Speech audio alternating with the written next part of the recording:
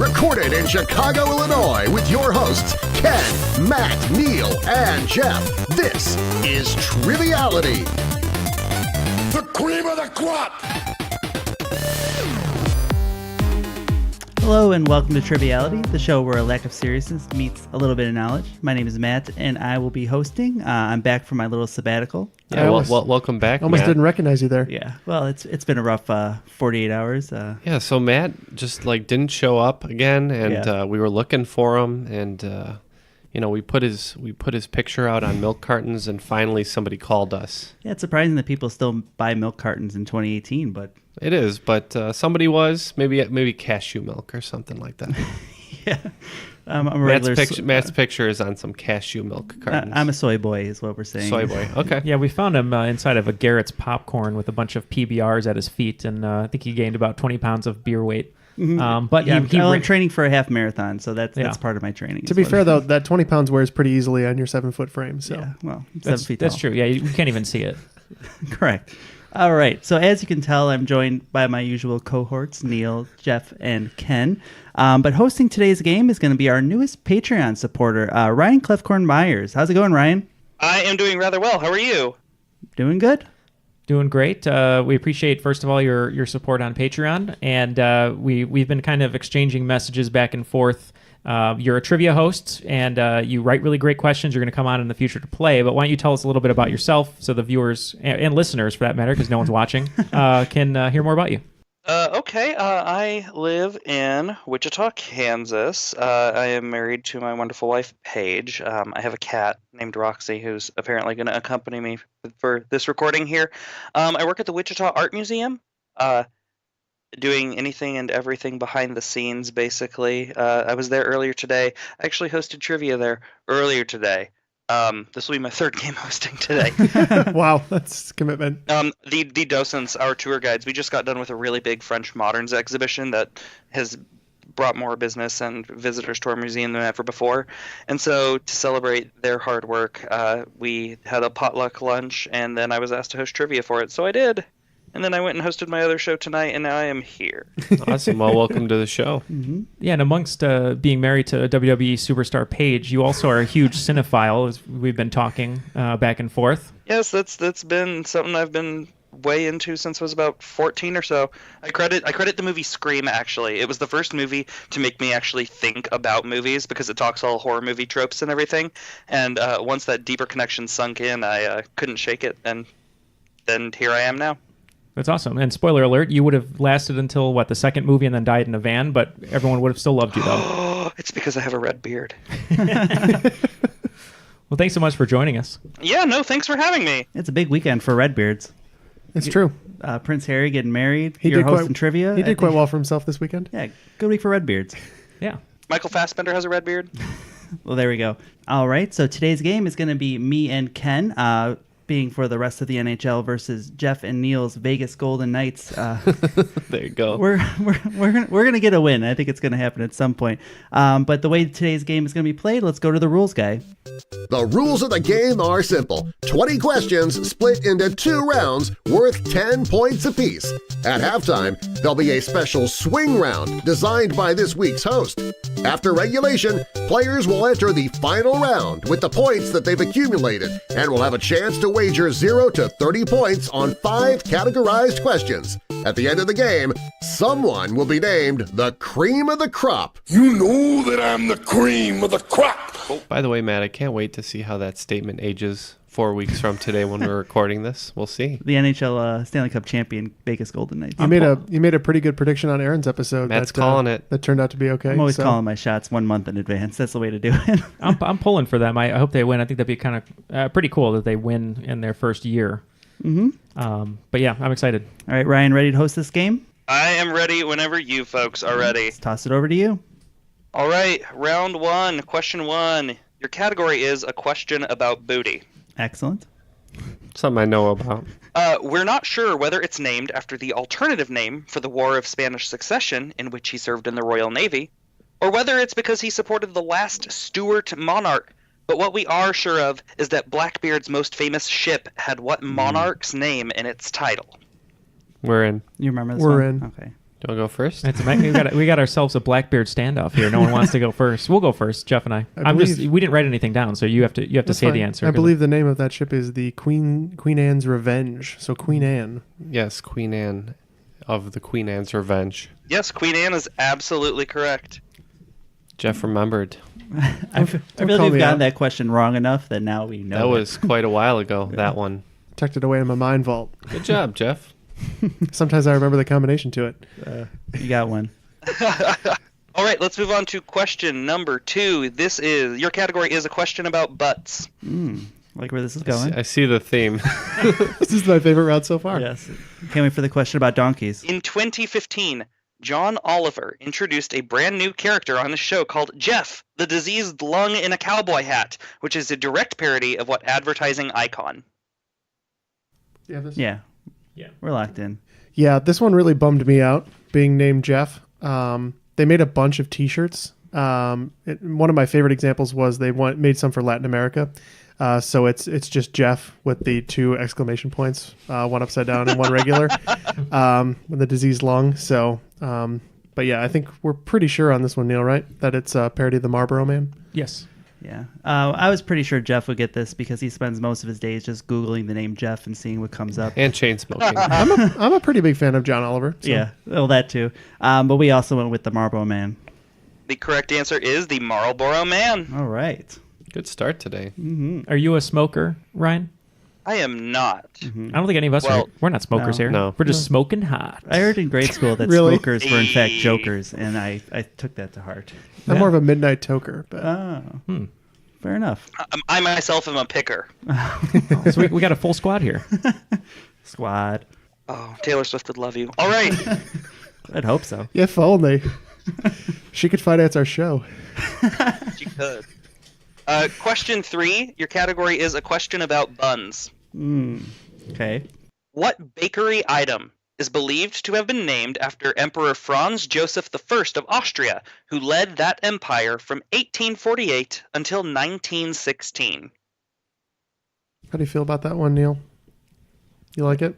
Yeah, I like it. It sounds familiar to me. And We're going to lock in, guys. okay. So Jeff immediately wrote down Bismarck, which seems right to me. I don't know.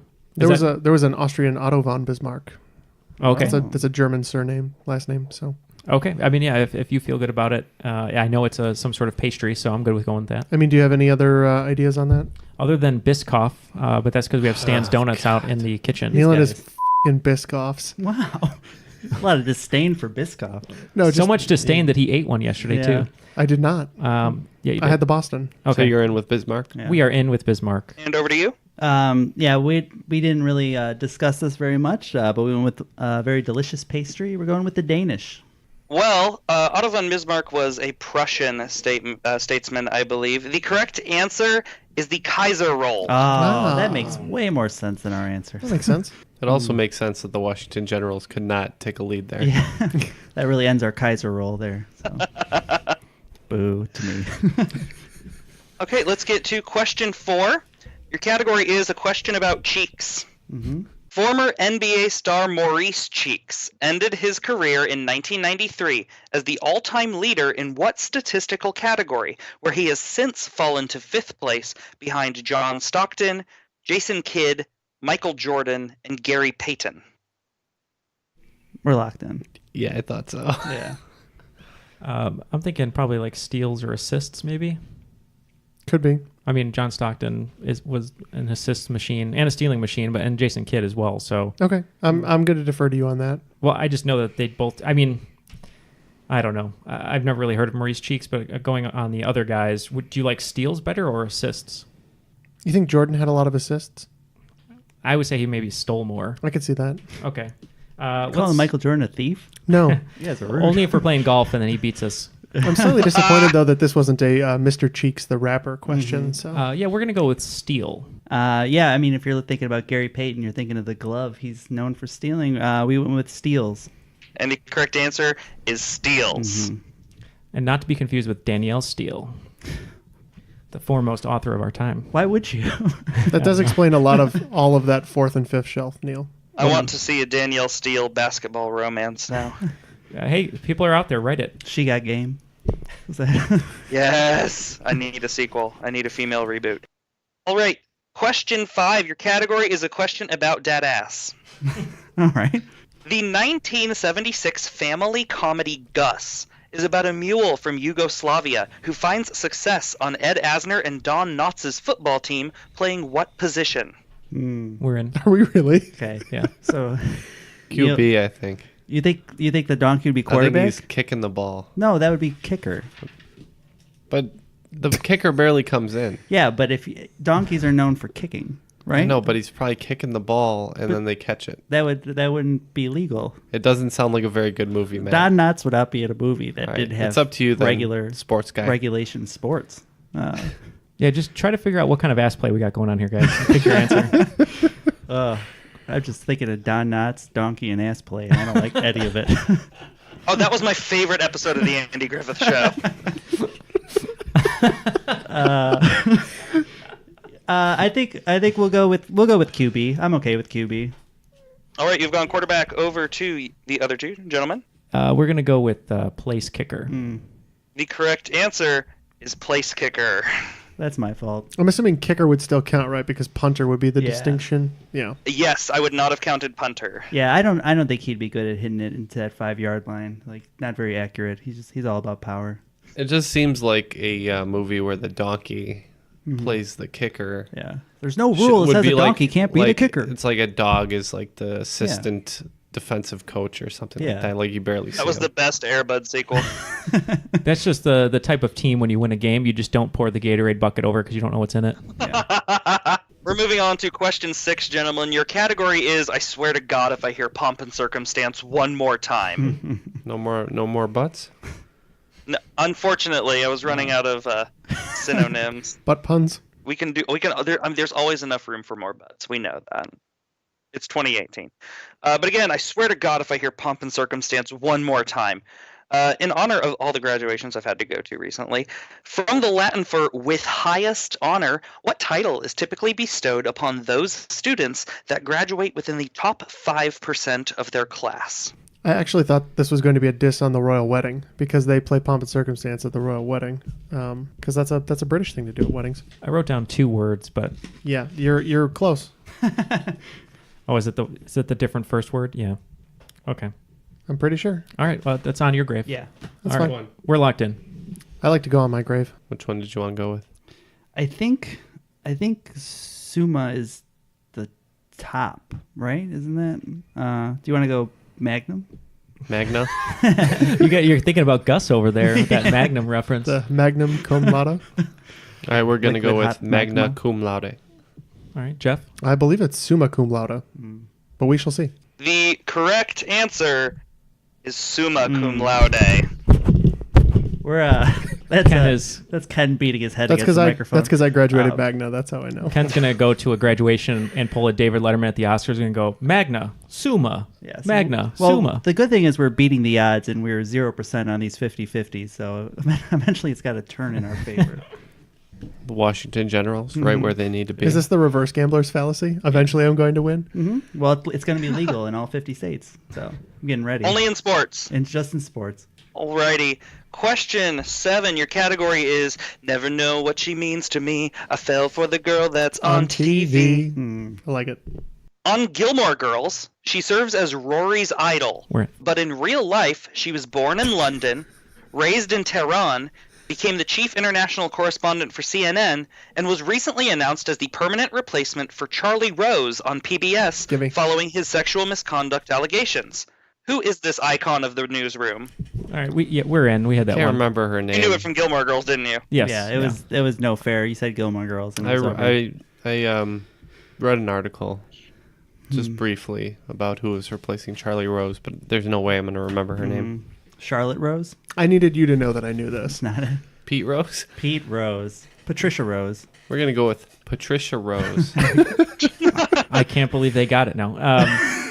So if I remember correctly, she's in the Dragonfly Inn, and her mom sets up a meeting. She meets her, and she gives her card and says, "Give me a call," and that would be Christiane Amanpour.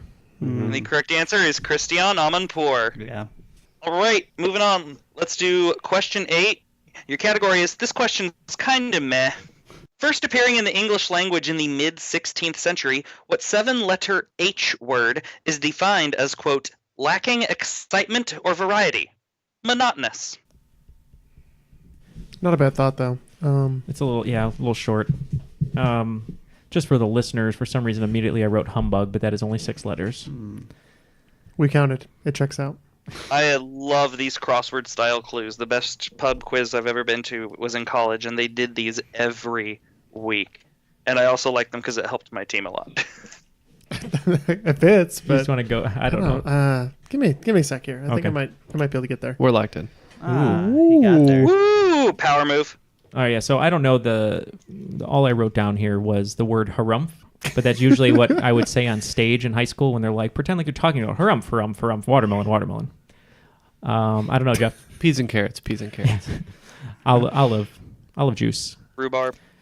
What do you think? All I have is harumph here, which if I spell correctly, HARUMPH would be a 7. I don't know. I mean, we might get there eventually, but I'm good to just say harumph. Okay, we're gonna go with harumph.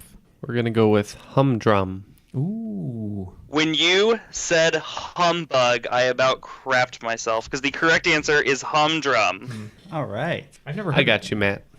I was never going to I get there. got you, I wrote man. H and 6 dashes and then sat back. So. That's the greatest hangman that you're for one that you're playing over there. Alrighty, let's move on. Question 9. Your category is, as Gaston once said, how can you read this? There's no pictures. What distinction is held by the following works? Arthur Golden's Memoirs of a Geisha. Sylvia Plath. Sorry. Oh, sorry. We'll explain. Ryan. We'll explain. I made the mistake of once telling my friend Ryan, shout out to Ryan, that Memoirs of a Geisha is like almost a good movie if it could if it didn't have some of the cultural problems that it had Inaccuracies? and some of the Yeah. inaccuracies and bad acting and bad writing, but so close to a good, great movie. He proceeded to buy me 12 copies of Memoirs of a Geisha every time he saw one in a, used bookstore or, Goodwill or whatever. So, And he doesn't just, give it to Ken. He'll put it by his window at 2 a.m. Yeah. if I try to leave it behind, he'll deliver it to my house. I got rid of them finally. So, thanks for all the copies, Ryan. Yeah, and we're gonna blame Ryan for cutting you off, Ryan. So You're good. In addition to Arthur Golden's Memoirs of a Geisha, your other works are Sylvia Plath's The Bell Jar, Margaret Mitchell's Gone with the Wind, Emily Bronte's Wuthering Heights, Anna Sewell's Black Beauty, and J.D. Salinger's The Catcher in the Rye. What do they all have in common? Yes, they all have a very significant distinction between them. I would like you to tell me what that is. I've read 50% of all of these. So is that? I think that's what he's getting at, right? We are locked in. What's the first one, Neil? okay, so I'm not too sure on this. We discussed perhaps are they all female authored books, but J.D. Salinger we're pretty sure is a guy. I wrote down banned. They're on a banned books list. I also thought maybe they're all taking place during wartime because Gone with the Wind. The only one I could think of that would be banned would be Catcher in the Rye. I don't think the other ones are banned. I don't know. I would be leaning more toward wartime, but I don't know What's your anything. answer? Although you know what though, they ban a lot of books for no reason. Right. They ban a lot of stupid books. Like the Harry Potter books got banned by a school district once. Just Magic is evil. There's witchcraft. for and giggles. I don't know. Okay. I don't know if this is specific enough, but we're gonna lock in with they all take place during wartime. And we're going with your other thought that they're banned books. The correct answer is those were the only novels those authors ever wrote. Oh. They wrote one novel and were done. People like Salinger had written some short stories and whatnot, but those are the only novels that those authors had ever written. Plath wrote a bunch of poems. Yeah. I'm surprised about Bronte. Yeah, Emily Bronte was the she was the nutty one of the house. Charlotte was the well-respected one, and Anne, whatever. Emily Bronte would would sit or stand looking out a window for 6 hours at a time. If I didn't have to work, I'd probably do that too. Samantha was the crazy one, right? Oh my God. Boo. Oh, sorry. Oh, I love you. That's amazing. I personally am a Charlotte. Yeah. All right, let's go to question number 10. Your category is, why didn't you just Google it, dude? John Singleton Copley created a well-known 1778 oil painting based on a true story which depicts a young English boy named Brooke Watson mere inches away from what animal, which, based on its anatomy, Copley had clearly never seen before. When you said John Singleton, You were thinking of the director. I I've was like, seen oh yeah. some bad ones of these. I think he's still the youngest director nominee at the Oscars. Yeah, that makes sense. I mean, this is a time before people were well traveled, so you would hear stories about lions, elephants, giraffes, and I could imagine those all being depicted monstrously or out of crazy proportion. that would make- What animal would he be inches away from? At least in this guy's mind. I mean, giraffe. I feel like is maybe an elephant or even it's just a tiger, I think let's go in with that. Okay. some sort of bird. I don't know, a dodo, a peacock. And dodos have been extinct. They were around then. Were they 17. that recently? 1778. Oh yeah. Well, think of an animal all like over you the place. said that if we're like let's. They're all over the place. We got a couple of dodos in the studio. The dodo went extinct at the end of the 17th century. Oh. 1662, if I recall correctly. 1681. What a poll. You want to go elephant? I think you just Googled it, dude. I just Googled it. Dude. You obeyed my category title. All right, we're gonna lock in with elephant. Jeffrey's unemployed. You've locked in with elephant. Gentlemen, what have you said? I don't know. Something just like reminded me. I think I maybe saw a meme with like a poorly drawn cat. Yeah. So I just went cat. If it's a meme, it's probably a cat. Yeah. I've also seen that meme recently. That's not the one though, huh? No, you all should immediately look this up after I hear it. The painting is titled Watson and the Shark. Mm. It is about there's a real 14-year-old boy, had his leg bitten off by the shark. He became Lord Mayor of London recently, but he gave the shark forward-facing eyes and like human lips, and it is really comical. I think it's on display at the National Gallery still currently. Yeah, we're looking at it right now. Its eyes face forward and it's like super round. It's very funny. It's a very kissable shark. We all know that's left shark. Yeah. Well, it looks like I don't know about you guys, but after that first round, Jeff and I are pulling 60. What do you guys got? 40. 60 to 40. So pretty close. Those last few questions were pretty tough for us. So Yeah. 60 to 40 going into the swing round. What do you got for us today, Ryan? For 5 points each, I would like you to name the 9 elements on the periodic table that take their names from astronomical objects. If you get at least 6 correct, I'll give you 5 extra points. For an even 50 if you get all of them. Okay. So 9 elements from astronomical objects. Naming origins. Gotcha. Yes. Okay, let's break up. Okay. As you guys are listening here, Jeff is doing all the work because I don't know anything about elements. So I'm just going to vamp here. Vamp, a term some musicians would use, like when I would play in the pit of musicals. Keep the same type of music going until the performer can get back on track, or if you need to keep a scene going, if someone forgot their lines, which often happens. I'm going to bring us back to my junior year of high school. My junior year of high school, we performed How to Succeed in Business Without Really Trying. I played the role of J. Pierpont Finch. Ooh, look at you! Oh, thank you. That was one of my favorite roles. Going back to that musical, I had a record of hurting myself before a show, and that was sort of like a good luck charm. My sophomore year, I ran into a tree, went to the hospital. My junior year with How to Succeed, I got so nervous because of all the lines I had to memorize. The night before, I was eating pasta, and my teeth were chattering out of nerves, and I chipped one of my teeth. During the dress rehearsal, we had the bright idea to go, hey, let's flip Neal during the finale in Brotherhood of Man. We'll flip him backwards. He'll land on his feet. I had tap shoes on. I had to learn how to tap. And so my friends, Dave and Phil, they threw me up in the air really, really high. And when I went to land, my face landed right on Dave's knee. So I had a black eye, a lot of makeup being put on for the actual show. And then just a little extra tidbit from there. My senior year, we did Hello Dolly, and I had knee surgery on Martin Luther King Day, so I was doing all the choreography on crutches, which I think I told us at Triviality Live. And then during the show, during one of the scenes, one of the actresses said, hey, can you go grab me the curling iron. I have to fix my hair. And I went to grab it, but someone left it plugged in. I burnt the skin off my hand on the inside, and I had to go perform a love ballad while I had so much Neosporin on my hand. It was gross. So, but Jeff is at number 7, so my vamping here is working because he's completely ignoring me. I was just thinking the whole time that you could really shut up, but I know, but you got 7 though. You got 7. I disagree. I couldn't think the whole time. I know, but you got 7 though, so now you can think. I only think 5 of 6 of them are right. And if I listed the elements, do you think you could figure it out?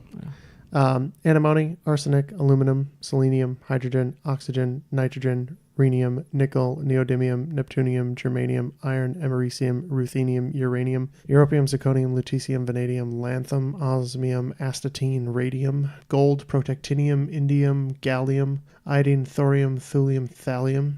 Yttrium and terbium are both named after a city in Norway. Tinium, rubidium, boron, gadolinium, niobium, iridium, strontium, silicon, silver, samarium, bismuth, bromine, lithium, beryllium, barium, sulfur, californium, fermium, berkelium. Those are both, that's a scientist in a research lab. Mendelevium, einsteinium, nobelium, argon, krypton, radon. Oh, Krypton, right? Or no, that's Superman's planet. But You know what? I'm willing to put that as a joke. Krypton? Yeah. Yeah, well, let's just go with our answers. Everybody's all locked in and beautiful and wonderful? Or one of those Yes. things.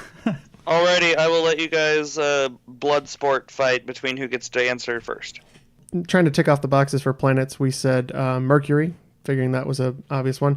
Uranium, Neptunium, and plutonium, which are all in order 92 to 94 on the periodic table. Helium, after the sun, kind of figure from the Latin. And selenium, those are the ones we were sure of. We also said hydrogen, europium, just in case it was after Europa and not the continent of Europe, and tungsten, just cause. Because you like tungsten. It was called wolfram. I didn't know what the German meant, so. All right. Well, we went with mercury, helium, plutonium, titanium for the moon Titan, selenium for the moon uranium for Uranus, iodine for the moon Io or Io, and then just a couple quick guesses of xenon and krypton, Superman's home planet. Alrighty, well, starting from the center of our solar system and working outward, your first correct answer, named after the sun, is helium. Your second one, named after Mercury, is Mercury. Named after the Earth's moon is selenium. Named after the second ever asteroid ever found, Pallas, is palladium. P-A-L-L-A-D-I-U-M. After that, from the Latin for Earth, Tellus is tellurium. That's Earth. See, I don't know Latin. The first ever asteroid ever found and largest object in the asteroid belt is Sirium, after the dwarf planet Ceres. And then you guys got uranium, neptunium, and plutonium after Uranus, Neptune, and Pluto. If you got at least 6, give yourself 5 bonus points. Looks like after the swing round, Team Triviality is at 95. Why are you Team Triviality? And the Washington General, because we're the Washington General. We're at 65. Yeah, the past winner, whoever wins the episode before gets the Triviality moniker. No, we lost the last episode. Well, no, this is the OG squad though. That's true. We're the Brooklyn Brawler, and you are the Undertaker. For like the 7 people that know what that is. Continue. Alrighty, you guys ready for round 2? Oh, Yes, sir. We are ready. All right, round 2, question 11, first question of the round. Your category is Sorry, LL. We're definitely calling this a comeback. I get it. I like that. I'm ready. Yes. In 1987, John Bon Jovi produced and, with Michael Bolton, performed backup vocals on a hard rock remake of what Cher song, which she remade for her 1987 comeback album after originally having recorded the tune in 1966. So this is a Cher song with Michael Bolton. She recorded originally Okay. and then remade herself, just like Okay. Alfred Hitchcock did The Man Who Knew Too Much twice. Right. Mm-hmm. Which Man Who Knew Too Much do you prefer? I prefer the Peter Lorre one. Yes. I think the 56 remake is all right. That was a solid Peter Lorre. Thank you, Ryan. Thank you. Don't encourage his Oh impression. my god, can you record my I voicemail don't think or it was something? actually that good. No, that was beautiful. you get that negativity out of here. That was amazing. Peter Lorre in the house. Pew, pew, pew, pew. Dueling Lorries. So me and another friend of mine named Jeff, not this Jeff, but another one. We're not friends, actually. We always thought about, like, you know, the cliche ending of a movie where somebody wakes up and it's a dream. What if classic movies ended and somebody woke up and it was a dream? But we'd use really minor characters. So Peter Lorre in Casablanca. Rick! Oh my gosh, it was all a dream. We're saying this because we don't have any clue on this question. Oh, you got it? Maybe. Did she redo any other songs you can think of? The only one I can think of, I don't know her solo work that well, but I always think of I Got You, Babe, but that's with Sonny. There's Do You Believe in Life After Love? But that was in definitely the 90s. not that one, yeah. I know that for sure, because that was auto-tune. I don't know. So in conclusion, you know 3 Cher songs. We know 3 Cher songs. We should pick one. To be fair, one is a Sonny and Cher song. And we also know that the best type of party is one that you weren't invited to, according to the Mamma Mia 2 trailer. Let's go. You want to go Turn Back Time? Sure. I don't know Cher. Okay, we're going to go Turn Back Time. I don't know Cher either. Seems great, though. So if it took 2 men to back her up on that track, I would think it would probably have male vocals in it. So we're going to go with I Got You, Babe. Well, I can tell that you, my cinephile friends, might know the Nancy Sinatra cover from Kill Bill better. Yeah. It is Bang Bang, My Baby Shot Me Down. Bang, bang. Yep. Yeah. Wow. That's great. I do know that one better. It's crazy. This remake, you have to listen to it, if only for like 30 seconds or so, because seriously, instead of her just going bang bang, it's like a freaking chorus going like bang bang. It's That does sound great. Like Rammstein? Bang, bang. Bang, bang. Ryan's pressing play, and here it is. You shot me down. I hit the ground. That awful sound. My baby shot me. Question number 12, second of this half. Your category is You're So Vain. You probably think this company is about you. Yep, I do. Yeah, that's right. What French cosmetics company takes its name from the Greek spelling of the biblical Moses' wife's name? Again, what French cosmetic company takes its name from the Greek spelling of the biblical Moses' wife's name? So it's not CoverGirl. Put the bass in your walk. I've watched so much Drag Race. I'm sorry. I can't hear that phrase without putting the next lyrics in. So we wrote down a couple things. We looked at Revlon, L'Oreal. but then I wrote down Avon. Ooh. And that seems right to us. So we're locking in with Avon. Could be. That's the kind of makeup you use, right? Yeah, my concealer for my... Your highlighter looks beautiful, by the way. It's my crow's feet. I'm getting up there in age. Once more, I've told Matt to stop trying to sell me Avon from his trunk. So we're going to go with L'Oreal.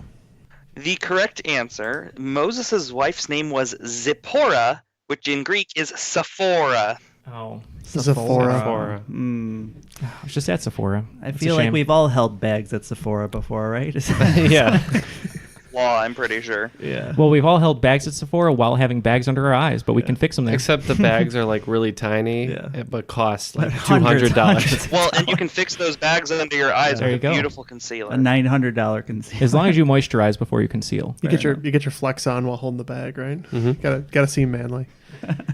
Lift your sleeve up a little bit extra. Yeah. But every now and again, you get to the front counter and then you get a free sample for being a good boy.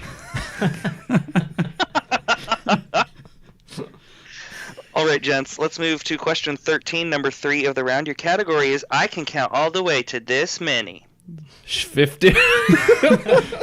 55. 2, 7, 14. Do an Ave. Your question is, what common German name is also the Italian word for 8, as in 1, 2, 3, 4, 5, 6, 7, 8? Yeah. Okay, so in French it's wheat, H-U-I-T. Spanish, it's ocho. So ocho, wheat. What's it in German?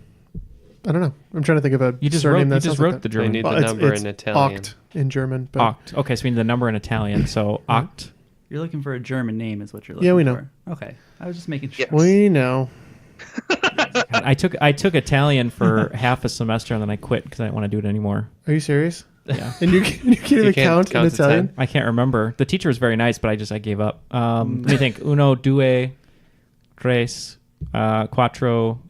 No, that's Spanish now. He just started in Italian, and now it's... I will tell you that quattro with a Quattro is 4 in Italian. Yeah.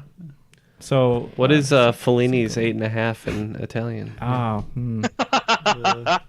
You don't know what 8.5 in Italian is. no, I don't. Okay, so we're looking for a name. So we're just gonna go because he said that. Okay, we're in. We're gonna go in with Dolce. Mm. Not a sweet life. Yeah, so we're thinking 8, ocho. Sounds like German. Otto. Otto. We go Otto. The correct answer is OTTO. It's Otto. Yeah. I was gonna say Otto. I thought it sounded like an idiot, so I didn't say it. All right, question 14, number 4 of the second half. Your category is moist. Ooh. That's a derisive word. We might have to Divisive we word? might have to censor that one. It's Actually, a divisive word. Seneca Lake, Cayuga Lake, Hemlock Lake, and Owasco Lake are just 4 of the 11 bodies of water that make up what group of lakes in central New York? We're in. Oh, okay, we're in. I think Jim Carrey is going on vacation to the Finger Lakes, per that one episode of The Office.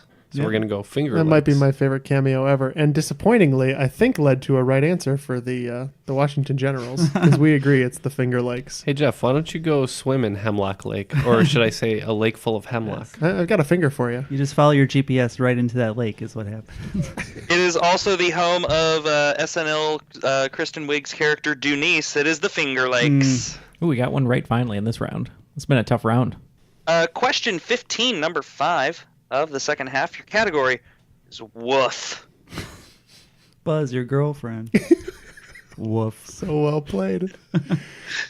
At 59 years of age in 1989, who was the oldest person to have ever been named People's Sexiest Man Alive? If it's Richard Gere, he's looking really good for his age. It's all the Buddhism. And hamsters. Let's go with it. Yeah, we're locked in. All right, I know this list. I memorized it, and I'm trying to go through the covers. You know, like Mel Gibson, Richard Gere, Nick Nolte. The Nick Nolte mugshot cover was the best one. Surprised he didn't win it that year. I know it. I can't pull it. So you just Closer than anything else. I'd we've buy said. his salad dressing. We're gonna go with Joanne Woodward's husband, Who is? Paul Newman. Yeah, there you go. Okay. We're gonna say that when he's not busy messing up reading Oscar ballots, it might be Warren Beatty. Well, in 1989, he played both Dad and Daddy in the third Indiana Jones film. It is Sean Connery. Sean Connery. Ooh, I didn't know he was on the list. Yes, he was. I didn't even think it. We just watched Last Crusade on Saturday, and Wow. Yeah. He didn't jump out to you as that was a bunch of bullshit. Did you do your best on that question, Neil? Well, you lost today, kid. It doesn't- Losers always whine about their best. I'm aware. You're the man now, dog. Finding Forrester vibes. Question 16, number 6 of the second half. Your category is wait. So you're telling me it's not a series of tubes? The 4th most visited website in the world is Baidu. Baidu. It's a Chinese website. What kind of website is Baidu? The reason I say this is because China has a closed internet. Mm-hmm. So basically, they knock off everything that we do with their own version. So we probably have to be generic and not say, because he just said, "What kind of site is it?" We can lock Right. in with that though. Is there a I slogan? doubt it's Chinese Pornhub, and if it is, I will be shocked. Yeah, we're good with that. Okay. So Jeff wrote down Twitter, Amazon, Facebook, YouTube. Like I think Weibo is like the Chinese equivalent of No, Twitter. Weibo. Okay. Well, So- Alibaba, Alibaba. Alibaba is like their Amazon, Right. Yeah, So Alibaba's Amazon. You're saying Weibo is like maybe Twitter. like a Facebook or YouTube. So what do you want to like a social media? You just want to go with that? I have no idea. Okay. All right. We're gonna lock in. If you need to. Oh, ESP is it like Google maybe? Like A their search Google? engine? Yeah. I like that. All right, we're gonna lock in with search engine. Good deal. I wouldn't think that they're allowed to search for anything because the government tells them what to look for. Only on the Chinese network. We're going to say video streaming. The correct answer in the clutch is search engine. Nice. It looks exactly like Google. It's a big white page with a bar and a blue search button. Ooh, Jeff really We pulled. lost our ground. Yeah, we should have just Baidu'd it, dude. I should have used that. Jeff pulled that one out of round 1. All right, question 17, number 7 of second half. Your category is Who Says Nerds and Jocks Can't Get Along? Of the 12 principal base classes in Dungeons & Dragons, 2 of them share their names with professional sports teams in the Big 4 North American sports leagues. Please name these 2 classes and or teams. Yeah. Yeah, okay, yeah. All right, we're in. Is this still? Yeah. Okay. Yep. How did I get there first? I don't know anything about Dungeons and Dragons. It's true. All right, gentlemen. Me and Jeff were kind of giving each other some longing glances across the table because we used to do this in high school. Wizards and Rangers. Yep, we went with the same. The correct answer are Wizards and Rangers. Correct. Question 18, number 8 of the second half. Your category is Sack Boys That Don't Work at Grocery Stores. What PlayStation exclusive video game series sees its players controlling small characters called Sack Boys? We're locked in. Okay, it's the one with they look like little hand sewn teddy bears, and then they run around their world and you can like build a world, kind of like Minecraft, but it's like a little guy. He looks like they have like a button as an eye, and there's like stitches all across the head, like made out of sacks, and then you like Don't know. it's like something world maybe. I haven't owned a PlayStation since PS2, so You're missing out. My brother played it all the time. Oh man, unfortunately I don't. it's like something world or PlayStation tried really hard to make this like their mascot after they decided they didn't like Crash Bandicoot anymore. yeah. Which is sad because Which is a Crash is crime. great. Yeah, Crash is great. all right. I can't think of it. We're gonna say Perfect World. You're on the right track. You're thinking about it like a Little Big Planet. Big Planet. Yeah, there it is. The correct answer is Little Big Planet. All right, guys. Question 19, number 9 of round 2. Your category is Strike a Pose. Who is the only person mentioned in the celebrity breakdown of Madonna's Vogue that is not an actor or actress? Locked in. Should you say Hedy Lamarr? Man, That's unnecessarily cruel. I lit it in the shower like a month ago. I was like, I better memorize this because it's Yeah. going to come up. Because I was trying to memorize We Didn't Start the Fire. While you were voguing. And I was voguing in the shower. We've all been there. Yeah. Those are dark times, actually. Greta Garbo. Greta Garbo, Norma Jean, something magazine. I'm just gonna go Johnny Cash. That's fine. Okay. I think when you're talking about Marilyn Monroe, sometimes you talk about Joe DiMaggio, and I went with DiMaggio. I think that's We Didn't Start the Fire. It's possible, too. Greta Garbo and Monroe, Dietrich and DiMaggio. Joe DiMaggio is correct. I was gonna say DiMaggio, and I was like, isn't that in? Because that's in We Didn't He's Start also, the Fire. He's also too. in We Didn't he's- Start the Fire. he's Yeah, big Joe guy. DiMaggio. He makes his way around. He gets Yeah. around. Yeah. Yes, he does. DiMaggio and Monroe are both in both songs. Yeah. All right, this brings us to question 20, last question of the second round. Your category is Dancing Through the Funny Pages. Bill Amend, A-M-E-N-D, like end of prayer with a D, was the author and illustrator of what comic strip, which focuses on the family of Jason, Paige, and Peter, the children of Andy and Roger? Yeah, we're going to lock in on this one with an educated guess. Can you think of a comic strip that has 3 kids? Family Circus. Is that a comic strip? Mm-hmm. Is it Marmaduke? I was just thinking of Marmaduke too. I like that as an answer. Did Marmaduke have 3 kids? Could. I mean, Don't know. were there 3 kids in Marmaduke? Yes, Marmaduke the dog had 3 human children. That's fine. I can't really think of anything else. Okay. Wasn't Owen Wilson the voice of Marmaduke? It's not like Garfield or Dilbert or a whole bunch of other cartoons. Yeah, so. I'm not. Wow. It's not Dennis the Menace, so I'm Wow. about out of comic strips, so. That's fine. We're gonna go. I'm not thinking Ziggy, We're gonna go Marmaduke. Okay. Beetle Bailey. We're keeping it simple and going with Family Circus. The correct answer, as we are dancing our way through the funny pages, it is Foxtrot. Oh, dancing. Yeah. Yeah. Mm-hmm. I got cheeky there at the end. You were cheeky in the first round too. On several Hey, now. questions.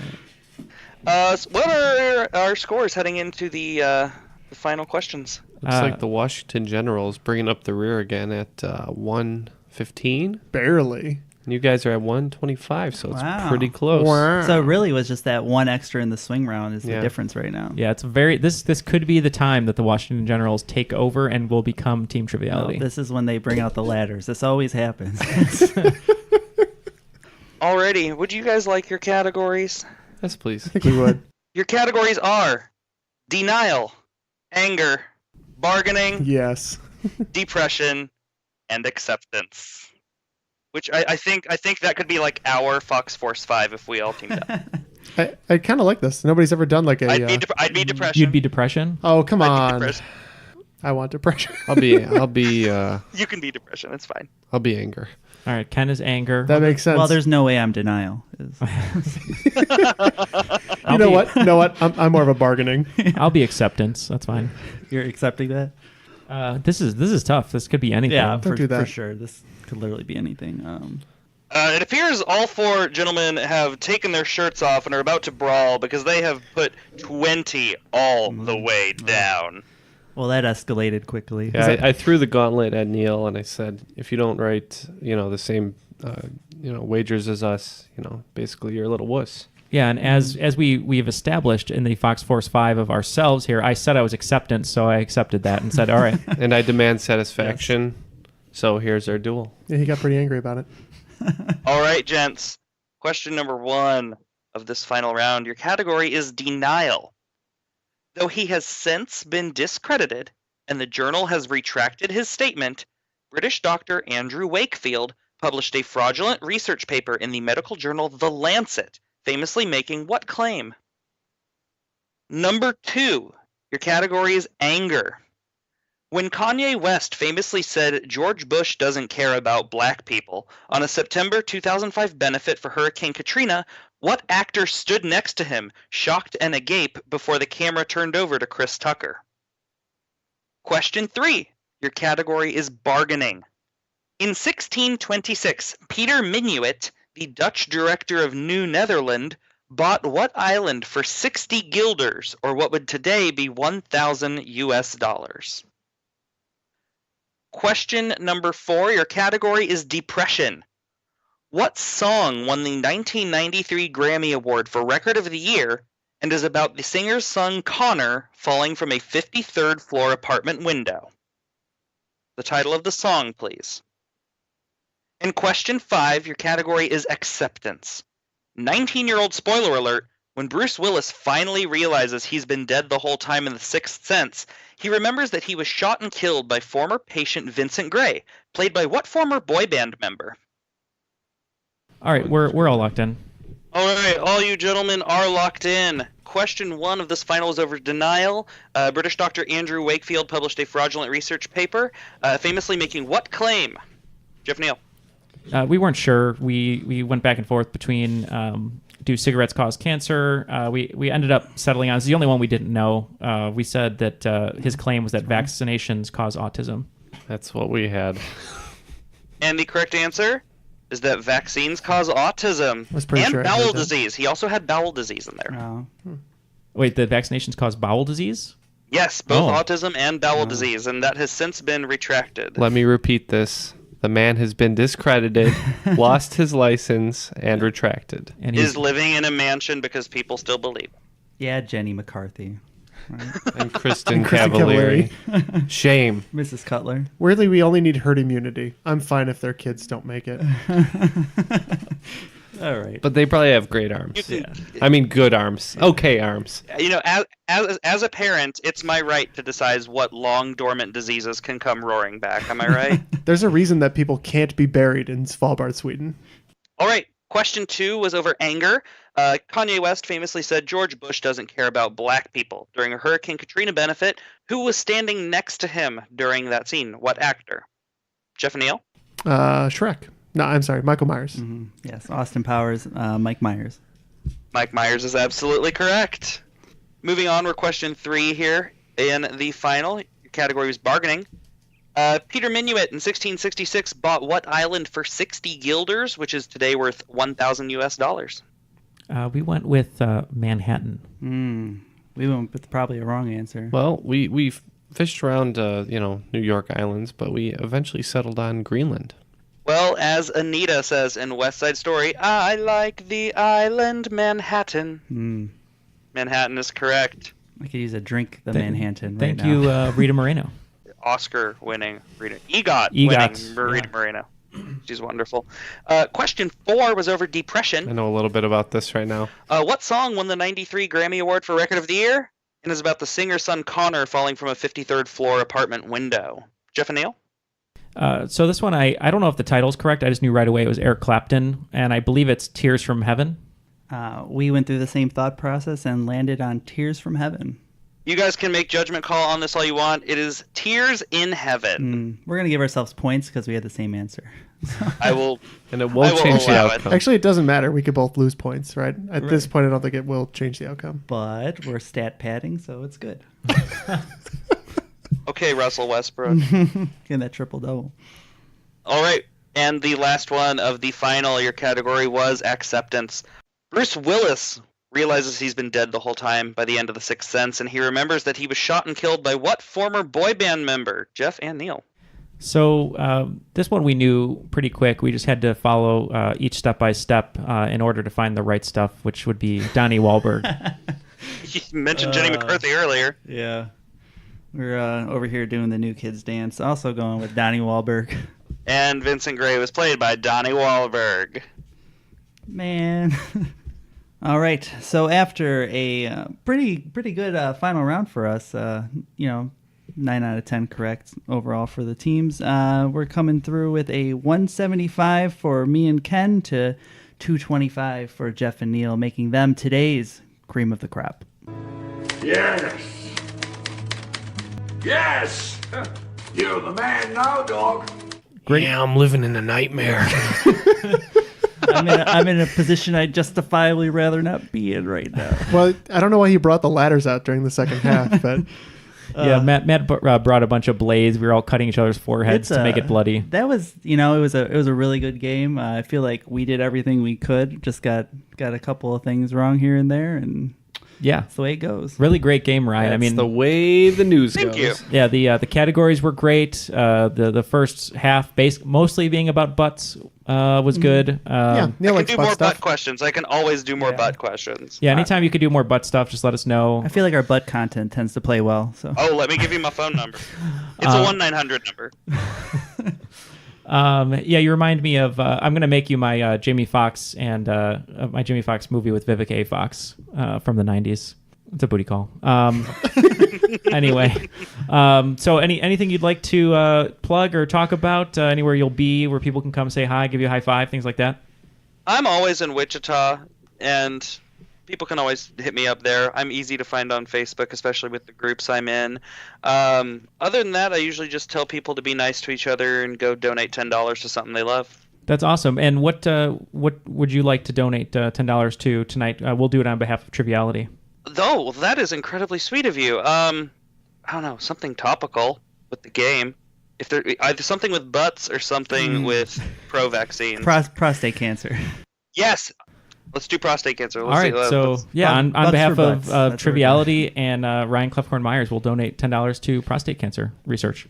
And we'll post it on the episode on a link. So, yeah, thank you so much, Ryan, for not only being a Patreon supporter, but joining our group, asking questions, answering them quickly, hosting today, and then being on in the future. We really appreciate your time.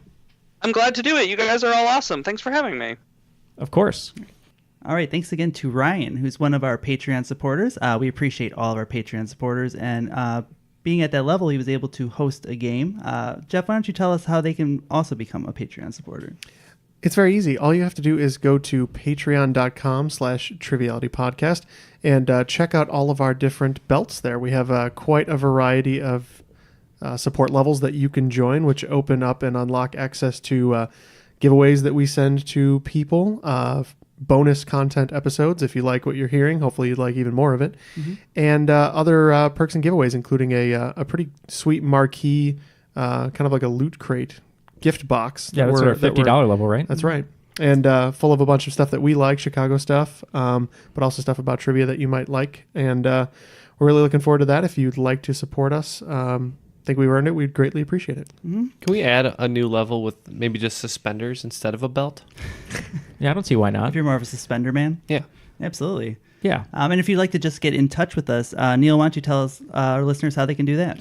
Well, the easiest way, you can go to our website, trivialitypodcast.com. If you'd like to email us, whether it's a question or just to say hello, you can email us at trivialitypodcast@gmail.com. If it is a question 5 submission, just put the name of the host you would like to read the question, so that way they're spoiler-free for us. And we just started a Facebook group. So if you want to either go to our Facebook page, which is the same as our Twitter, @trivialitypod, you can find us there. Or you can go directly to the group, which is facebook.com/groups/The Crop. And there you can talk with other Triviality fans, answer some trivia questions, post your own, and just mess around with us over there. All right. And then for Ken, Jeff, and Neil, my name is Matt, and that was Triviality.